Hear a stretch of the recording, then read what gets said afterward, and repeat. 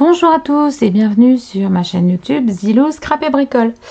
Je voulais vous retrouver sur plusieurs séances. On va faire ensemble. Je vais vous montrer différentes méthodes pour l'embossage. Alors le mot embossage est un mot que l'on utilise souvent en scrapbooking, mais il existe plusieurs méthodes d'embossage. Embossage à froid, embossage à chaud. Donc je vais vous montrer ça sur plusieurs semaines. Vous allez pouvoir voir un petit peu les différents types d'embossage, le matériel qu'il vous faudra. Allez, c'est parti. Donc pour la première séance, si on peut dire, ma première vidéo, je vais vous montrer l'embossage à froid et l'embossage à froid avec des plaques à embossage. Donc là, je me suis munie de plaques Firscars que l'on trouve, ce sont des plaques texturées comme ceci. Alors je pense qu'elles doivent s'utiliser avec, on doit pouvoir avoir une machine sur laquelle les mettre, puisqu'il y a des trous, donc ça doit correspondre, vous voyez sur chaque, ça doit correspondre, mais je ne l'ai pas. Alors de vous dire que je ne l'avais pas m'a fait penser au fait que j'avais ça dans mon placard depuis plusieurs années et que je m'en servais plus, et en fin de compte je me dis que c'est peut-être fait pour utiliser ceci. De toute façon, cette planche là elle est faite aussi chez Boss, c'est pour embosser. Donc on va regarder, je vais sortir ça. Alors ça fait bien au moins 10 ans que j'ai ça et que je m'en suis pas servi, donc bah écoutez, hein, ça permet de ressortir les vieilles choses. Donc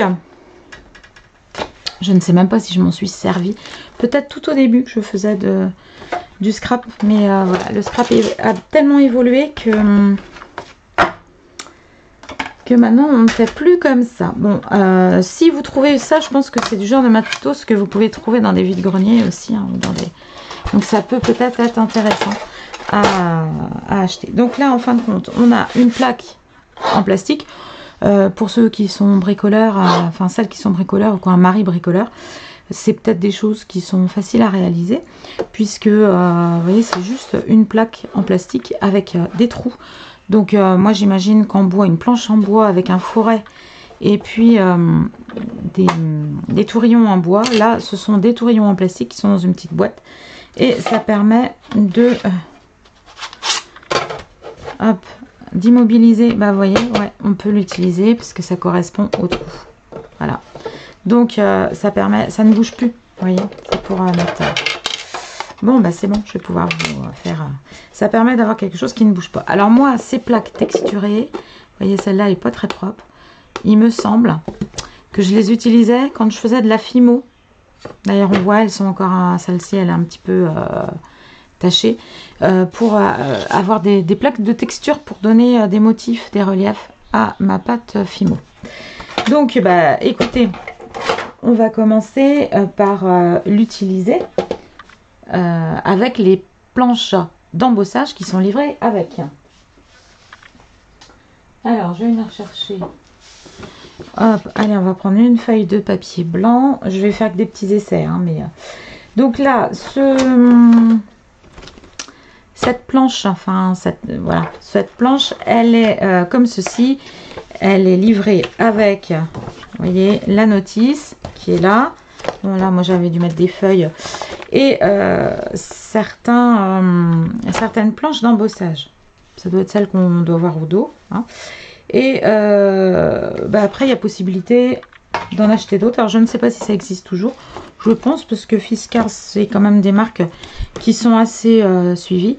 Donc vous verrez que dans chaque planche j'ai j'en ai deux. Donc pour vous dire, il y en a une qui est en papier c'est plastifié, hein, mais qui fait blanche, et j'ai la même chose, enfin les mêmes motifs, hein, vous voyez, en transparent. Donc là j'ai deux plaques. Bon, je vais utiliser peut-être bon, on va prendre celle-ci, des petits motifs. Hop, donc pour chaque opération il va falloir, alors attendez, je regarde pour m'aligner pour avoir dans le bon sens. Hop, voilà. Donc on va venir aligner comme ceci. On va mettre là cette plaque en dessous. On va venir mettre ensuite la feuille. Donc là, je vais la couper parce qu'elle va m'empêcher de mettre des... On va faire un format A5. Donc, je vais venir mettre... hop, voilà, on va faire celui-là par exemple. Là, donc, il faut que mes trous ici ne soient pas obstrués, vous voyez, par mon plastique. Et je viens donc poser par-dessus. En fin de compte, on prend la feuille que l'on veut embosser en sandwich entre les deux feuilles que l'on a. Voilà. Et on vient mettre les petits, on vient mettre toutes nos petites chevilles. Alors là, des petites chevilles en plastique. C'est pour ça que je vous dis que c'est pas, ça doit pas être très compliqué à faire en bois, avec des petites chevilles en bois. Et puis des trous de perceuse. Voilà. Hop. Donc ça permet comme ça de bien coincer les deux épaisseurs, elles ne bougeront pas. Donc là c'est livré avec un petit stylet comme ceci, First Cars. Hop. Et donc ici vous allez à l'aide soit de la grosse, vous voyez il y a une boule qui est plus grosse, et de l'autre côté, hop, elle est plus fine. Donc pour les gros sujets, on va prendre la grosse boule. Pour les plus petits, on va prendre la plus petite boule. Et là, vous voyez, c'est fastidieux, mais on passe comme ceci. Vous passez dans chaque... hop. Vous passez tous les motifs que vous voyez, vous les passez comme ça avec le stylet. Ce qui fait que le pochoir du dessus vous guide pour bien rester voilà, sur la forme. Et le pochoir du dessous permet au papier de venir s'enfoncer sans déchirer. Hein, parce que c'est ça, en fin de compte, il faut, quand on embosse, c'est pas toujours évident. Et puis vous voyez, si on dérape et qu'on glisse, bah c'est pas grave, on va à côté. Et le papier est là pour protéger. Le côté qui va être joli, hein, c'est l'envers du papier. C'est celui qui va être en relief du coup. Parce que là, moi j'appuie. Donc mon motif va être en creux. Et là où ça va être joli, c'est le côté où ça va être en relief. J'ai fait un petit essai. Hop, je retire tout ça. Donc c'est nickel, mon papier n'a pas bougé. Bon, c'est un petit peu long à installer. Mais ça peut permettre, voilà, hein, ce type de matériel, c'est du matériel qui n'est pas très cher. Après, avec une cricotte, bah, vous pouvez faire vous-même vos pochoirs hein, avec un papier. Allez, je retire. Vous voyez ici ce que ça donne. Donc on a, hop, en creux, là, mon petit pochoir que j'ai fait. Et je retourne. Et vous voyez, c'est ici que c'est joli parce qu'on obtient un relief. Et... ma foi, c'est pas mal. Alors, on a essayé avec ces feuilles d'acétate là qui sont relativement minces. On va essayer à présent. Alors, vous voyez, ces plaques, elles sont épaisses, elles sont dures. Et vous avez deux textures par côté. Alors là, hop, je vais venir mettre... comme ceci. Donc là il n'y a que deux trous qui correspondent, mais deux trous ça suffit pour que ça ne bouge pas. Et je vais venir hop, mettre mon papier. Alors ça va être le contraire, il faut que je mette pour avoir en creux, que je fasse comme ça. Je vais venir prendre là le petit stylet. Alors je vais venir en buter sur mes chevilles pour être sûr de pas bouger. Et là on vient du coup, alors ça fait du bruit hein. Par contre, on est obligé d'utiliser ça parce que là, je ne vois pas. Je suis à l'aveugle. Je ne vois pas ce que je fais. Tout à l'heure, j'avais le pochoir par-dessus qui m'indiquait où venir passer mon stylet. Par contre, là, je n'ai rien. Donc, j'utilise ce petit outil. Alors, je ne sais pas s'il faut... faire des ronds, de toute façon des ronds ça va être difficile. faire des mouvements de va-et-vient pour essayer de suivre un petit peu les lignes.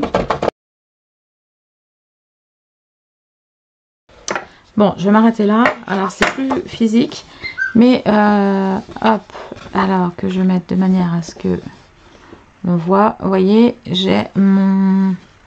Ça brise un petit peu le papier. Alors, ça casse le papier.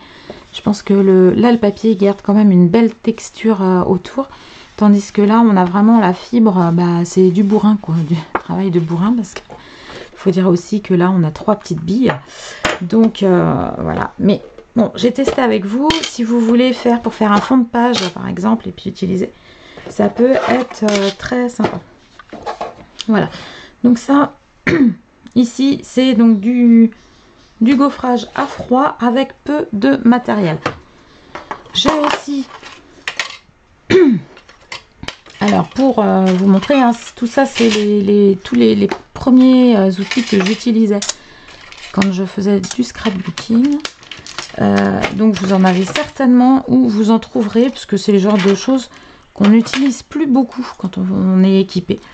Des petites plaques comme ça en laiton. Alors là par exemple j'ai l'alphabet, voilà, il y a un petit nounours, enfin voilà, il y a plein de choses qui s'offrent, de possibilités qui s'offrent. Alors là je vais le faire avec sur un tapis de mousse. Voilà, je vais prendre un tapis comme ça en mousse pour essayer de faire. Et l'idéal, ça serait même d'avoir une plaque lumineuse pour pouvoir voir en transparence. Donc là, ce que je vais faire, c'est, je vais le faire en creux par là. Donc je vais venir mettre un petit peu de scotch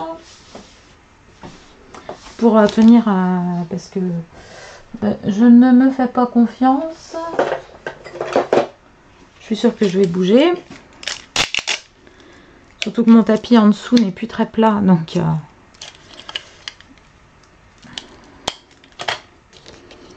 alors on va mettre ça comme ça. Donc ça va rappeler des souvenirs à certaines qui vont dire « Oh mais oui, dans le temps on faisait comme ça ». Ben oui, c'était comme ça. Le premier embossage, c'était comme ça. Parce qu'il n'y avait pas encore les machines qui permettent de le faire. Alors voilà, donc là, il faut que je vois à peu près où je suis et on va essayer de... Voilà. Je vais essayer de trouver, donc là, toujours avec le stylet. Hein, donc vous voyez, il y en a... Bon, de toute façon, ils sont tous pareils. Celui-là est peut-être plus gros, la boule est peut-être plus grosse. Alors on cède, hein, on regarde un peu dans la lumière pour voir où c'est. C'est pour ça que je vous dis, si vous avez une... Vous savez, les tables lumineuses là. Donc là, pour l'instant, j'ai fait, vous voyez, bah vous voyez aussi par transparence, j'ai fait mes 2 pieds. Là, j'ai les orteils à faire.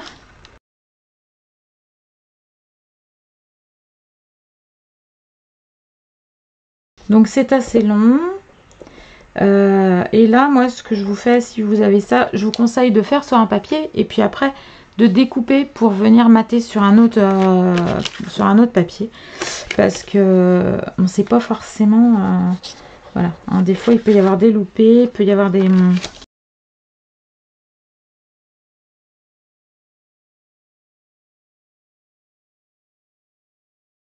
Donc ça va pour décorer une petite carte, hein, parce que, voilà, vous comprenez, vous n'allez pas faire...